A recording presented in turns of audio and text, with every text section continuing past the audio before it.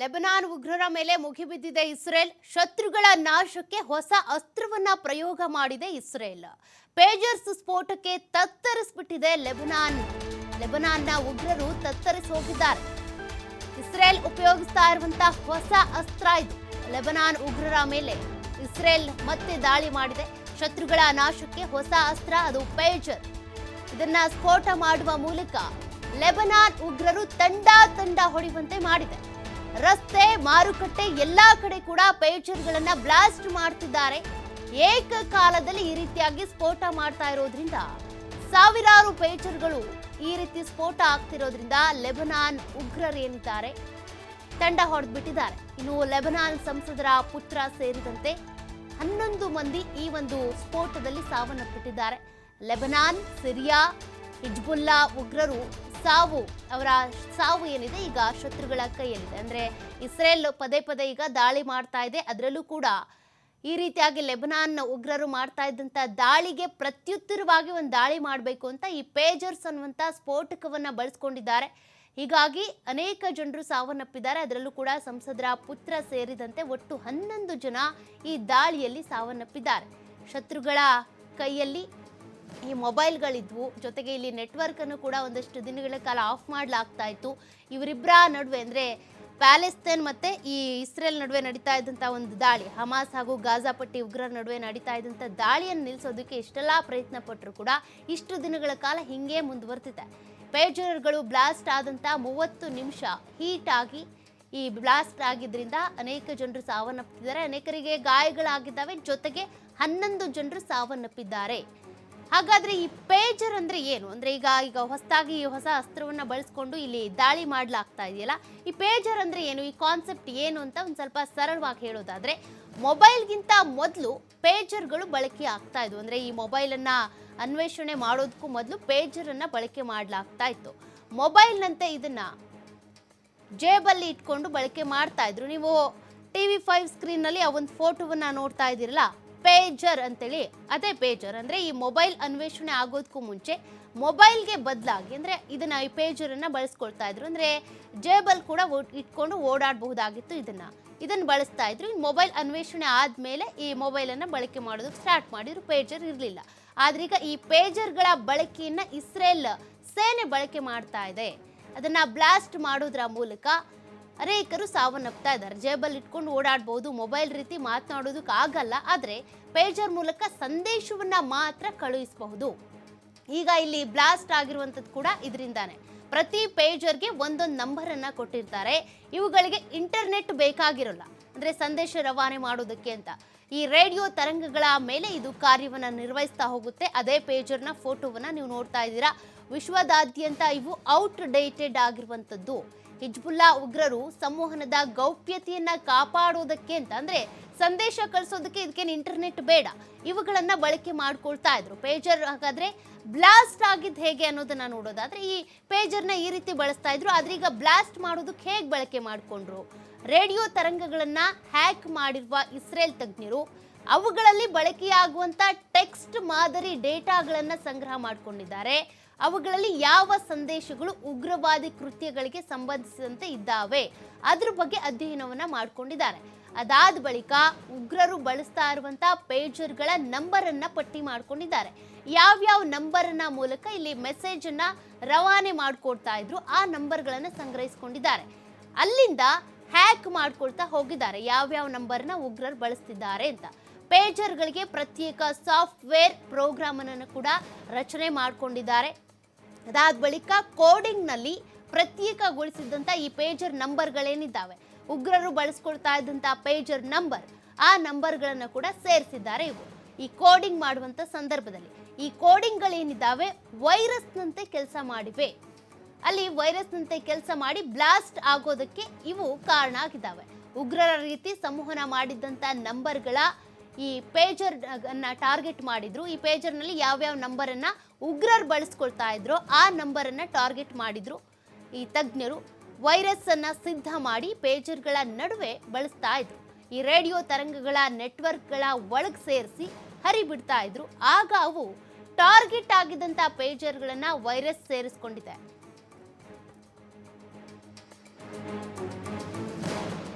ಕೆಲವೇ ಕ್ಷಣಗಳಲ್ಲಿ ಪೇಜರ್ಗಳಲ್ಲಿದ್ದಂಥ ಈ ಬ್ಯಾಟರಿಗಳು ವಿಪರೀತ ಹೀಟ್ ಆಗ್ತವೆ. ಅಂದರೆ ಈ ರೀತಿಯಾಗಿ ವೈರಸ್ ಬಿಟ್ಟಿರ್ತಾರಲ್ಲ, ಆ ವೈರಸ್ಗಳು ಹೀಟ್ ಆಗ್ತವೆ. ಆ ಬ್ಯಾಟ್ರಿ ಹೀಟ್ ಆಗ್ತಾ ಇದ್ದಂತೆ ಅಲ್ಲಿ ಬ್ಲಾಸ್ಟ್ ಆಗುತ್ತೆ. ಅಂದರೆ ಯಾವ್ಯಾವ ನಂಬರನ್ನು ಟಾರ್ಗೆಟ್ ಮಾಡಿರ್ತಾರೋ ಆ ನಂಬರ್ಗೆ ಈ ಒಂದು ತರಂಗಗಳನ್ನ ಬಿಡ್ತಾರೆ. ಅದ್ರ ಮೂಲಕ ಇದು ಬ್ಲಾಸ್ಟ್ ಆಗ್ತಾ ಹೋಗುತ್ತೆ. ಬ್ಯಾಟರಿಗಳು ಅತಿಯಾದ ಉಷ್ಣಾಂಶದಿಂದ ಸ್ಫೋಟಗೊಂಡಿವೆ. ಅಂದರೆ ಇಲ್ಲಿ 11 ಜನ ಮೃತಪಟ್ಟಿದ್ದಾರಲ್ಲ, ಮೃತಪಟ್ಟಿರೋದಕ್ಕೆ ಕಾರಣ ಈ ಪೇಜರ್ಗಳು ಏನು, ಪೇಜರ್ಗಳು ಹೇಗೆ ವರ್ಕ್ ಆಗುತ್ತೆ ಅನ್ನೋದನ್ನ ನೀವು ಗಮನಿಸಿದ್ರಿ. ಅಂದರೆ ಈ ಪೇಜರ್ಗಳನ್ನು ಮೊಬೈಲ್ ರೀತಿಯಾಗಿ ಬಳಸ್ತಾ ಇದ್ರು, ಆದರೆ ಫೋನ್ ಮಾಡೋದಕ್ಕೆ ಆಗ್ತಾ ಇರಲಿಲ್ಲ, ಕಾಲ್ ಮಾಡೋದಕ್ಕೆ ಆಗ್ತಿರಲಿಲ್ಲ. ಜಸ್ಟ್ ಸಂದೇಶ ರವಾನೆ ಮಾಡೋದಕ್ಕೆ ಅಂತ ತಾವು ಒಂದಿಷ್ಟು ಕೋಡ್ಸನ್ನು ಇಟ್ಕೊಂಡು ಆ ಕೋಡ್ಗಳ ಮೂಲಕ ಈ ರೀತಿ ಸಂದೇಶ ಕಳಿಸಿ ರವಾನೆ ಮಾಡ್ತಾ ಇದ್ರು, ಸಂವಹನ ಮಾಡ್ಕೊಳ್ತಾ ಇದ್ರು. ಆ ಪೇಜರ್ಗಳನ್ನೇ ಬಳಕೆ ಮಾಡಿಕೊಂಡು ಅದರಲ್ಲಿ ವೈರಸ್ ಬಿಟ್ಟು ಈಗ ಬ್ಲಾಸ್ಟ್ ಮಾಡಿಸಿದ್ದಾರೆ. ಡೀಟೇಲ್ಸ್ ಕೊಡ್ತಾ ಹೋಗ್ತಾರೆ ನನ್ನ ಕಲೀಗ್ ಪ್ರಭು, ಡೆಸ್ಕ್ ಲೈವ್ ಇಂದ ಜಾಯಿನ್ ಆಗಿದ್ದಾರೆ. ಪ್ರಭು, ಈಗಾಗಲೇ ಇಸ್ರೇಲ್ ತಂಡ ಒಂದು ರೀತಿಯಾಗಿ ಈ ಪೇಜರ್ಗಳನ್ನು ಬಳಕೆ ಮಾಡಿಕೊಂಡು ದೊಡ್ಡ ದಾಳಿಯನ್ನೇ ಮಾಡಿದೆ. ಅದರಲ್ಲಿ 11 ಜನ ಮೃತಪಟ್ಟಿದ್ದಾರೆ. ಈ ಪೇಜರ್ಗಳು ಹೇಗೆ ವರ್ಕ್ ಆಗುತ್ತೆ, ಯಾವಾಗಿಂದ ಈ ಪೇಜರ್ಗಳು ಬಳಕೆಯಲ್ಲಿತ್ತು, ಈಗ ಇಸ್ರೇಲ್ ಇದನ್ನ ಯಾವ ರೀತಿ ಬಳಕೆ ಮಾಡ್ಕೊಳ್ತು ಅಂತ? ಸೌಖ್ಯ, ಈಗ ನಿನ್ನೆಯಿಂದ ಬಹಳ ದೊಡ್ಡ ಮಟ್ಟದಲ್ಲಿ ವಿಶ್ವಾದ್ಯಂತ ಚರ್ಚೆ ಆಗ್ತಾ ಇರೋದು ಈ ಪೇಜರ್ಗಳ ಸ್ಫೋಟಕ್ಕೆ ಸಂಬಂಧಪಟ್ಟಂತೆ. ಗೂಗಲಲ್ಲಿ ಸರ್ಚ್ ಮಾಡಿದರೆ ಈಗಲೂ ಕೂಡ ನಾವು ಪಿ ಅಂತ ಅಲ್ಲಿ ಟೈಪ್ ಮಾಡಿದರೆ ಪೇಜರ್ ಅಂತ ಸ್ಟಾರ್ಟಿಂಗ್ ಬರ್ತಾ ಇದೆ. ಅಂದರೆ ಗೂಗಲ್ನ ಬಳಕೆದಾರರು 100%, ಅದರಲ್ಲೂ ನಮ್ಮ ಕರ್ನಾಟಕದಲ್ಲಿ 100% ಬಳಕೆದಾರರು ಈ ಪೇಜರ್ ಅಂತಂದರೆ ಸರ್ಚ್ ಮಾಡಿದ್ದಾರೆ. ತಮಿಳುನಾಡು, ದೆಹಲಿ, ಹೀಗೆ ನಮ್ಮ ದೇಶಾದ್ಯಂತಲೂ ಕೂಡ ಸರ್ಚ್ ಮಾಡ್ತಾ ಇದ್ದಾರೆ. ಅಂದರೆ ವಿಶ್ವ ಮಟ್ಟದಲ್ಲೂ ಕೂಡ ಇದು ಬಹಳ ಕುತೂಹಲಕ್ಕೆ ಕಾರಣ ಆಗ್ತಿದೆ ಮತ್ತು ಒಂದು ರೀತಿ ಮುಂದಿನ ಭೀಕರತೆಗೆ ಸಾಕ್ಷಿ ಆಗ್ತದೆ. ಯಾಕಂತ ಹೇಳಿದ್ರೆ ನಮ್ಗೆ ಗೊತ್ತಿದೆ, ಇಸ್ರೇಲ್ ಮತ್ತು ಹಮಾಸ್ ನಡುವಿನ ಒಂದು ಭೀಕರ ಕಾಳಗ ಶುರುವಾಗಿ 1 ವರ್ಷ ಕಳೀತಾ ಬಂತು. ನಿರಂತರವಾಗಿ ಗಾಜಾ ಪಟ್ಟಿ ಮೇಲೆ ದಾಳಿಯನ್ನು ಮಾಡ್ತಾನೆ ಇದ್ದಾರೆ. ಇಸ್ರೇಲ್ ಕೂಡ ಪ್ರತಿದಾಳಿ ನಡೆಸ್ತಾ ಇದೆ. ಇಲ್ಲಿವರೆಗೂ ಮಧ್ಯಪ್ರಾಚ್ಯ ಭಾಗದಲ್ಲಿ ನಾವು ವಾಯು ದಾಳಿನ ನೋಡ್ತಾ ಇದ್ವಿ, ಗ್ರೆನೇಡ್ ದಾಳಿ ನೋಡ್ತಾ ಇದ್ವಿ, ಕ್ಷಿಪಣಿಗಳ ದಾಳಿ ನೋಡ್ತಾ ಇದ್ವಿ, ಬೇರೆ ಬೇರೆ ರೀತಿಯಾದಂಥ ದಾಳಿಗಳನ್ನು ನೋಡ್ತಾ ಇದ್ವಿ. ಆದರೆ ಈಗ ಪೇಜರ್ ದಾಳಿ ಇದೆ, ಇದು ನಿಜಕ್ಕೂ ಕೂಡ ಆತಂಕಕ್ಕೆ ಕಾರಣ ಆಗ್ತಾ ಇದ್ದಾರೆ. ಅಂದರೆ ಇದು ಹೊಸ ತಂತ್ರಜ್ಞಾನಕ್ಕೆ ಅನುಗುಣವಾಗಿ ಮಾಡಿರುವಂತಹ ದಾಳಿನ ಅನ್ನೋದು ಕೂಡ ಸದ್ಯಕ್ಕೆ ವಿಷಯ ಒಂದು ಚರ್ಚೆ ಆಗ್ತಾ ಇದೆ. ಬಟ್ ಇದರ ಬಗ್ಗೆ ನಾವು ಅಧ್ಯಯನ ಮಾಡುವಂಥ ಸಂದರ್ಭದಲ್ಲಿ ಕೆಲವೊಂದಿಷ್ಟು ರಹಸ್ಯಕರವಾದಂಥ ವಿಚಾರಗಳು ಬಯಲಾಗ್ತಾ ಹೋಗ್ತು. ಈ ಪೇಜರ್ಸ್ಗಳಂದ್ರೇನು, ಹೇಗೆ ಕಾರ್ಯನಿರ್ವಹಿಸ್ತವೆ, ಹೇಗೆ ಇದನ್ನು ಇಟ್ಕೊಂಡು ಮೊಸಾದ್ ಅನ್ನುವಂತಹ ಇಸ್ರೇಲ್ ಗುಪ್ತಚರ ಸಂಸ್ಥೆ ದಾಳಿ ಮಾಡ್ತು ಮತ್ತು ಇಸ್ರೇಲ್ ತಂತ್ರಜ್ಞರು ಇದನ್ನು ಹೇಗೆ ಒಂದು ಬಳಕೆ ಮಾಡಿಕೊಂಡ್ರು ಅಂತೇಳಿ, ಇದಕ್ಕೆ ಯಾವ ರೀತಿ ಅವರು ಪ್ಲಾನ್ ಮಾಡ್ಕೊಂಡಿದ್ರು ಅಂತೇಳಿ. ಬಟ್ ಈಗ ನಾವು ನೋಡ್ತಾ ಇದ್ದೀವಿ, ಸುಮಾರು 11 ಜನ ಸಾವನ್ನಪ್ಪಿ 3000ಕ್ಕಿಂತ ಹೆಚ್ಚು ಜನ ಇಲ್ಲಿ ಗಾಯಗೊಂಡಿದ್ದಾರೆ ಅಂಥೇಳಿ. ಈ ಪೇಜರ್ಸ್ ಅನ್ನುವಂಥದ್ದು ನೀವಾಗಲೇ ಹೇಳ್ತಾ ಇದ್ರಿ, ಇದ್ರ ಬಗ್ಗೆ ವಿವರಣೆ ಕೊಡ್ತಾ ಇದ್ರಿ, ಮೊಬೈಲ್ಗಿಂತ ಚಿಕ್ಕದಾದಂಥ ಒಂದು ಸಾಧನ ಅಂತೇಳಿ. ಇದು ವಿದ್ಯುನ್ಮಾನ ಉಪಕರಣವಾಗಿದೆ. ಇದನ್ನು ನಾವು ಶೂಗಳಲ್ಲಿ ಇಟ್ಕೊಂಡು ಓಡಾಡ್ಬೋದು, ಜೇಬುಗಳಲ್ಲಿ ಇಟ್ಕೊಂಡು ಓಡಾಡ್ಬೋದು. ಈ ಒಂದು ಸಂವಹನವನ್ನು 1960ರ ದಶಕದಲ್ಲಿ ಆವಿಷ್ಕಾರ ಮಾಡಲಾಯಿತು. ಹಂತ ಹಂತವಾಗಿ ಇದನ್ನು ಬಳಕೆಯನ್ನು ಮಾಡ್ತಾ ಇದ್ರು. ನಮ್ಮ ಭಾರತದಲ್ಲೂ ಕೂಡ ಇದು ಪ್ರಚಲಿತದಲ್ಲಿತ್ತು. 1990ರ ನಂತರದಲ್ಲಿ, ಅಂದರೆ 20ರ ದಶಕದಲ್ಲಿ ಯಾವಾಗ ಮೊಬೈಲ್ ಬಳಕೆ ಅಂದರೆ ಸೆಲ್ಫೋನ್ಗಳ ಬಳಕೆ ಶುರುವಾಯಿತು, ಆಗಲಿಂದ ಈ ಪೇಜರ್ಗಳ ಬಳಕೆಯನ್ನು ಬಂದ್ ಮಾಡಿದ್ರು. ಅಂದರೆ ಔಟ್ಡೇಟೆಡ್ ಕೂಡ ಇದ್ರೆ. ಆದರೆ ಈಗ ಲೆಬನಾನ್ ಮತ್ತು ಇಸ್ರೇಲ್, ಇರಾನ್ ಆ ಪ್ರದೇಶಗಳಲ್ಲಿ ಈಗಲೂ ಕೂಡ ಚಾಲ್ತಿಲಿದ್ದಾವೆ. ಕಾರಣ ಅಂತ ಹೇಳಿದ್ರೆ ಈ ಹೆಜ್ಬುಲ್ಲಾ ಅನ್ನುವಂಥ ಇರಾನಿ ಬೆಂಬಲಿತ ಸಂಘಟನೆ ಏನಿದೆ, ಈ ಒಂದು ಉಗ್ರರು ಅದನ್ನೇ ಬಳಸ್ತಾ ಇದ್ರು. ಯಾಕಂತ ಹೇಳಿದ್ರೆ ಮೊಬೈಲ್ಗಳನ್ನು ಬಳಕೆ ಮಾಡಿದ್ರೆ ಈಸಿಯಾಗಿ ಇಸ್ರೇಲಿಗರು ಅಥವಾ ಅಲ್ಲಿನ ಪೊಲೀಸರು ಟ್ರೇಸ್ ಮಾಡ್ತಾರೆ, ನಮ್ಮನ್ನು ಹೊಡೆದುರುಳಿಸ್ತಾರೆ ಅನ್ನುವಂಥ ಕಾರಣಕ್ಕಾಗಿ ಇದನ್ನು ಬಳಸಿದರೆ ಬಹಳ ಈಸಿಯಾಗಿ ನಾವು ಸಂವಹನವನ್ನು ಮಾಡ್ಬೋದು ಅಂತೇಳಿ. ಅಂದರೆ ಇದು ಎಲೆಕ್ಟ್ರಾನಿಕ್ ಉಪಕರಣವಾಗಿದ್ದು ಕೇವಲ ಸಂದೇಶಗಳನ್ನು ಕಳಿಸುವಂತಹ ಒಂದು ಸಂವಹನ ವ್ಯವಸ್ಥೆ ಆಗಿದೆ.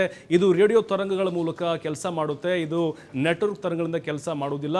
ಇದಕ್ಕೆ ಒಂದು ಕಾಲ್ ಸೆಂಟರ್ ಅಂತ ಓಪನ್ ಮಾಡಿರ್ತಾರೆ. ಆ ಕಾಲ್ ಸೆಂಟರ್ ಮೂಲಕ ಸಂದೇಶವನ್ನು ಕಳಿಸಬಹುದು. ಈಗ ಏನೋ ಒಂದು ರೀತಿಯಲ್ಲಿ ಅಂದರೆ ಒನ್ ಸೈಡೆಡ್ ಕೂಡ ಅದಾಗ್ಬೋದು ಅಥವಾ ಡಬಲ್ ಸೈಡೆಡ್ ಕೂಡ ಆಗುತ್ತೆ. ಅಂದರೆ ಏಕಾಏಕಿ ನಾವು ಸೆಂಡ್ ಮಾಡೋಕ್ಕಾಗೋದಿಲ್ಲ. ಕಾಲ್ ಸೆಂಟರ್ ಮೂಲಕವೇ ನಾವೇನು ಸಂದೇಶವನ್ನು ಕಳಿಸ್ತೀವಿ ಅದರ ಮೂಲಕ ಕಳಿಸ್ಬೋದು. ಹಾಗಾಗಿ ಈ ಪೇಜರ್ಗಳನ್ನು ಯಾವ ರೀತಿಯಾಗಿ ಟಾರ್ಗೆಟ್ ಮಾಡಿದ್ರು, ಒಂದು ಲಿಸ್ಟನ್ನು ಮಾಡಿರ್ತಾರೆ. 5000 ಪೇಜರ್ಗಳು ಅಲ್ಲಿ ಕೆಲಸವನ್ನು ಮಾಡ್ತಾ ಇದ್ವು. ಅದರಲ್ಲಿ ಈಗ 3000 ಜನ ಗಾಯಗೊಂಡಿದ್ದಾರೆ. ಅಂದರೆ ಸುತ್ತಮುತ್ತಲು ಇರುವಂಥವ್ರಿಗೂ ಕೂಡ ಇದರ ಭೀಕರತೆ ತಟ್ಟಿದೆ. ಅಂದರೆ ಒಬ್ಬ ವ್ಯಕ್ತಿ ಪೇಜರನ್ನು ಜೇಬಲ್ಲಿ ಇಟ್ಕೊಂಡು ಓಡಾಡ್ತಾ ಇದ್ರೆ ಆತ ಕಂಪ್ಲೀಟ್ ಆಗಿ ಅದರ ಒಂದು ಭೀಕರತೆಗೆ ಒಳಗಾಗಬೇಕಾಗುತ್ತೆ. ಮತ್ತು ಅದರ ಸುತ್ತಮುತ್ತಲು ಕೂಡ ಸುಮಾರು 100ರಿಂದ 200 ಮೀಟರ್ ವ್ಯಾಪ್ತಿಗೆ ಇದರ ಒಂದು ಸ್ಫೋಟದ ತೀವ್ರತೆ ಚದುರುತ್ತೆ. ಬಟ್ ಇಲ್ಲಿ ಈ ಪೇಜರ್ಸ್ಗಳ ಬಳಕೆಯನ್ನ ಈ ಒಂದು ಉಗ್ರಗಾಮಿಗಳು ಶುರು ಮಾಡೋದಕ್ಕಿಂತ ಮುಂಚೆ ಅಲ್ಲಿ ಯಾವುದೇ ಕೂಡ ಸಂವಹನದ ವ್ಯವಸ್ಥೆ ಇರಲಿಲ್ಲ. ಬಹಳ ಈಸಿಯಾಗಿ ನಾವು ತಮ್ಮ ಚಲನವಲನಗಳು ಗುರ್ತಾಗಬಾರ್ದು ಅಂತೇಳಿ ಈ ರೀತಿಯಾಗಿ ಅವರು ಕಾರ್ಯವಿಧಾನವನ್ನು ಬಳಸ್ತಾ ಇದ್ರು.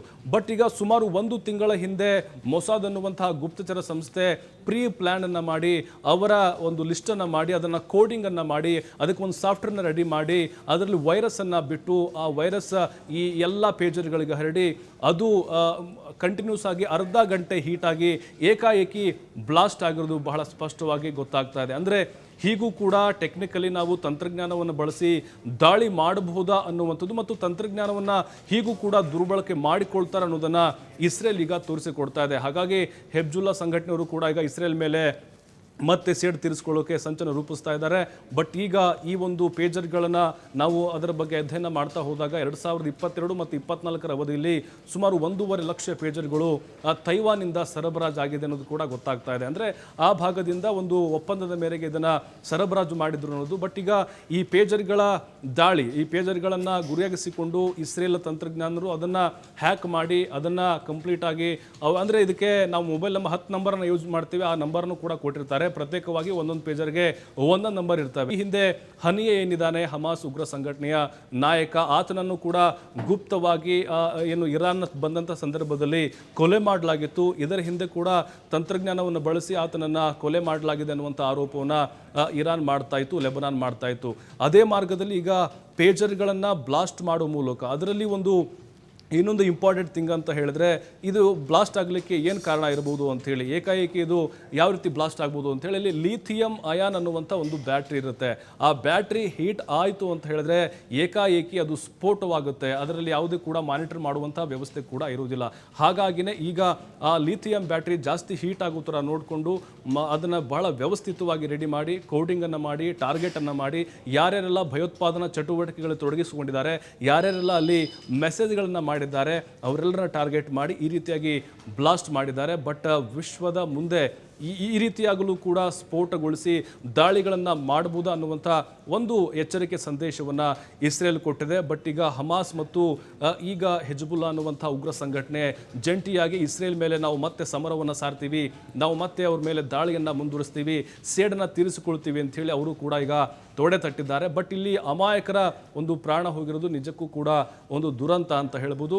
ಬಟ್ ನಾವು ಎಲ್ಲ ಕಡೆ ಗಮನಿಸಿದಾಗ ಈ ಪೇಜರ್ಗಳ ಬಗ್ಗೆ ಆಳವಾಗಿ ಅಧ್ಯಯನ ಮಾಡುವಂಥ ಸಂದರ್ಭದಲ್ಲಿ ಈ ಪೇಜರ್ಗಳನ್ನು ಯಾಕೆ ಬಳಸ್ತಾ ಇದ್ರು ಹಿಂದೆ, ಈ ಪೇಜರ್ಗಳನ್ನು ಬಳಸೋದ್ರಿಂದ ಏನಾಗ್ತಾ ಇತ್ತು, ಬಟ್ ಮೊಬೈಲ್ಗೂ ಮತ್ತು ಪೇಜರ್ಗಿರುವಂಥ ವ್ಯತ್ಯಾಸ ಏನು, ಅದರಲ್ಲೂ ಉಗ್ರರೇ ಯಾಕೆ ಈ ಪೇಜರ್ಗಳನ್ನು ಇತ್ತೀಚೆಗೆ ಬಳಕೆ ಮಾಡ್ಕೊಳ್ತಾ ಇದ್ರು ಅನ್ನುವಂಥದ್ದು ಕೂಡ ನಮಗೆ ಅದರ ಬಗ್ಗೆ ಮಾಹಿತಿನ ತೆಗೆದುಕೊಂಡಾಗ ಗೊತ್ತಾಗ್ತಾ ಹೋಯಿತು. ಬಟ್ ಈಗ ಮಧ್ಯಪ್ರಾಚ್ಯ ಅಷ್ಟೇ ಅಲ್ಲ, ಮುಂದೆ ಈಗ ನಾವು ಗಮನಿಸ್ತಾ ಇದ್ದೀವಿ ಉಕ್ರೇನ್ ಆಗಿರ್ಬೋದು, ರಷ್ಯಾದ ಯುದ್ಧ ನಡೀತಾ ಇದೆ. ಹಾಗಾಗಿಯೇ ಈ ಪೇಜರ್ಗಳನ್ನು ಬಳಕೆ ಮಾಡಿಕೊಂಡು ಈ ತಂತ್ರಜ್ಞಾನವನ್ನು ಬಳಕೆ ಮಾಡಿಕೊಂಡು ಮತ್ತೆ ಬೇರೆ ಬೇರೆ ದೇಶಗಳು ಕೂಡ ತಮ್ಮ ಶತ್ರುಗಳ ದೇಶದ ವಿರುದ್ಧ ಒಂದು ಹೋರಾಟವನ್ನು ಮಾಡಬಹುದು ಅಥವಾ ಈ ರೀತಿಯಾದಂಥ ಸ್ಫೋಟಗಳನ್ನು ನಡೆಸಬಹುದು ಅನ್ನುವಂಥ ಒಂದು ಸಂದೇಶ ಮಾತ್ರ ಹೋಗಿದೆ. ಅದರಲ್ಲೂ ಕೂಡ ಇಡೀ ವಿಶ್ವವೇ ಈಗ ಲೆಬನಾನ್ ಕಡೆ ಮುಖ ಮಾಡಿದೆ. ಅದರಲ್ಲೂ ಅಮಾಯಕರ ಪ್ರಾಣ ಹೋಗಿದೆ ಎಷ್ಟರ ಮಟ್ಟಿಗೆ ಸರಿ ಅಂತೇಳಿ ವಿಶ್ವಸಂಸ್ಥೆಯ ಮುಂದೆ ಸಾಕಷ್ಟು ಪ್ರಶ್ನೆಗಳು ಕೂಡ ಈಗ ಎತ್ತಿಕೊಳ್ಳಲಾಗ್ತಾ ಇದೆ. ಹಾಗಾಗಿನೇ ಬಟ್ ಈಗ ನಮಗೊಂದು ಇದರಿಂದ ಸ್ಪಷ್ಟವಾಗಿ ಗೊತ್ತಾಗ್ತಾ ಇರೋದು ತಂತ್ರಜ್ಞಾನವನ್ನು ಬಳಸಿ ಹೀಗಲೂ ಕೂಡ ದಾಳಿ ಮಾಡಬಹುದು ಅನ್ನುವಂಥ ಒಂದು ಸಂದೇಶ ಮತ್ತು ತಂತ್ರಜ್ಞಾನವನ್ನು ಹೇಗೆ ದುರ್ಬಳಕೆ ಮಾಡಿಕೊಳ್ಬೋದು ಅನ್ನುವಂಥ ಸಂದೇಶ ಕೂಡ ಬಹಳ ಕ್ಲಿಯರ್ ಆಗಿ ಹೊರಬಿದ್ದಿದೆ. ಸೌಖ್ಯ. ಓಕೆ, ಥ್ಯಾಂಕ್ ಯು ಪ್ರಭು ಡೀಟೇಲ್ಸ್ಗೆ. ಈಗಾಗಲೇ ಲೆಬನಾನ್ ಉಗ್ರರ ಮೇಲೆ ನಡೆಸಿದಂಥ ದಾಳಿ ಯಾವ ರೀತಿ ಅನ್ನೋದನ್ನ ನೀವು ಡೀಟೇಲ್ ಆಗಿ ನೋಡಿದ್ರಿ. ಅಂದರೆ ಈ ಒಂದು ಪೇಜರ್ಗಳನ್ನು ಬಳಕೆ ಮಾಡಿಕೊಂಡು ಇದೆಲ್ಲ ಔಟ್ಡೇಟೆಡ್ ವಸ್ತುಗಳು ಅಥವಾ ಔಟ್ಡೇಟೆಡ್ ಟೆಕ್ನಾಲಜಿಯ ವಸ್ತುಗಳು, ಇವುಗಳನ್ನು ಬಳಕೆ ಮಾಡಿಕೊಂಡು ಯಾವ ರೀತಿಯಾಗಿ ಅಂದರೆ ಕೋಡಿಂಗ್ ಮೂಲಕ ಮಾಡಿರುವಂಥದ್ದು, ಯಾರೂ ಕೂಡ ಇದನ್ನು ಮಾನಿಟರ್ ಮಾಡಲ್ಲ. ಕೋಡಿಂಗ್ ಮೂಲಕನೇ ವೈರಸ್ಸನ್ನು ಬಿಡೋದ್ರ ಮೂಲಕ ಯಾವ ನಂಬರ್ಗಳನ್ನು ಉಗ್ರರು ಬಳಕೆ ಮಾಡ್ಕೊಳ್ತಾ ಇದ್ದಾರೆ ಆ ನಂಬರ್ಗಳನ್ನೇ ಟಾರ್ಗೆಟ್ ಮಾಡಿ ಕೋಡಿಂಗ್ ಮೂಲಕ ಈ ವೈರಸ್ ಬಿಟ್ಟು ಆ ಬ್ಯಾಟರಿ ಹೀಟ್ ಆಗೋದಕ್ಕೆ ಲಿಥಿಯಮನ್ನು ಬಳಸ್ಕೊಳ್ತಾರಂತೆ. ಆ ಮೂಲಕ ಬ್ಯಾಟರಿ ಹೀಟ್ ಆಗಿ ತಾನೇ ಸ್ಫೋಟ ಆಗಿರೋದು. ಸದ್ಯಕ್ಕೆ ಈ ರೀತಿಯಾಗಿ ಬಳಕೆ ಅಂದರೆ ದುರ್ಬಳಕೆ ಅಂತಾನೆ ಹೇಳ್ಬೋದು, ಯಾಕೆಂದರೆ ಇಲ್ಲಿ ಅಮಾಯಕರ ಜೀವ ಬಲಿಯಾಗಿದ್ದಾವೆ. ಹೀಗಾಗಿ ಲೆಬನಾನ್ ಮೇಲೆ ನಡೆದಿರುವಂಥ ಈ ದಾಳಿಗೆ ಸಂಬಂಧಪಟ್ಟಂತೆ ವಿಶ್ವಸಂಸ್ಥೆ ಯಾವ ರೀತಿಯ ಕ್ರಮ ತೆಗೆದುಕೊಳ್ಳುತ್ತೆ ಅನ್ನೋದನ್ನ ಕೂಡ ಕಾದು ನೋಡಬೇಕಾಗಿದೆ. ಒಟ್ಟಿನಲ್ಲಿ ಈಗ 11 ಜನ ಸಾವನ್ನಪ್ಪಿದ್ದಾರೆ, ಅದರಲ್ಲಿ ಅಮಾಯಕರು ಕೂಡ ಇದ್ದಾರೆ. ಕೆಲವೊಬ್ಬರ ಹೊಟ್ಟೆ ಛಿದ್ರವಾಗಿದೆ, ಕೆಲವೊಬ್ಬರ ಬೆರಳುಗಳು ಕಟ್ಟಾಗಿದೆ, ಕೆಲವೊಬ್ಬರು ಸಾವನ್ನಪ್ಪಿದ್ದಾರೆ, ಕೆಲವೊಬ್ಬರು ಗಾಯಗೊಂಡಿದ್ದಾರೆ. ಒಟ್ಟು ಇದು 30 ನಿಮಿಷಗಳ ಕಾಲ ಹೀಟ್ ಆಗಿ ಅದಾದ ಬಳಿಕ ತಂತಾನೆ ಬ್ಲಾಸ್ಟ್ ಆಗುತ್ತಂತೆ. ಅಂತಹ ಪೇಜರ್ಗಳನ್ನು ಬಳಕೆ ಮಾಡಿಕೊಂಡು ಈ ರೀತಿಯಾಗಿ ಲೆಬನಾನ್ ಮೇಲೆ ದಾಳಿಯನ್ನ ಮಾಡಲಾಗಿದೆ. ಇಸ್ರೇಲ್ನಲ್ಲಿ ಈ ರೀತಿ ಒಂದು ಪೇಜರ್ಗಳನ್ನು ದುರ್ಬಳಕೆ ಮಾಡಿಕೊಂಡಿದ್ದಾರೆ ಎನ್ನುವಂಥ ಆರೋಪ ಕೂಡ ಇದೆ. ಸದ್ಯಕ್ಕೆ ಶತ್ರುಗಳ ನಾಶಕ್ಕೆ ಈ ಅಸ್ತ್ರವನ್ನು ಬಳಸಿಕೊಂಡಿರುವಂತಹ ಇಸ್ರೇಲ್ ಸಂಘಟನೆ ಅಥವಾ ಇಸ್ರೇಲ್ ಸೇನೆ ಏನಿದೆ ಅದರ ವಿರುದ್ಧ ಯಾವ ರೀತಿಯಾಗಿ ವಿಶ್ವಸಂಸ್ಥೆ ಕ್ರಮ ತೆಗೆದುಕೊಳ್ಳುತ್ತೆ ಅದನ್ನು ಕೂಡ ನೋಡಬೇಕಾಗಿದೆ.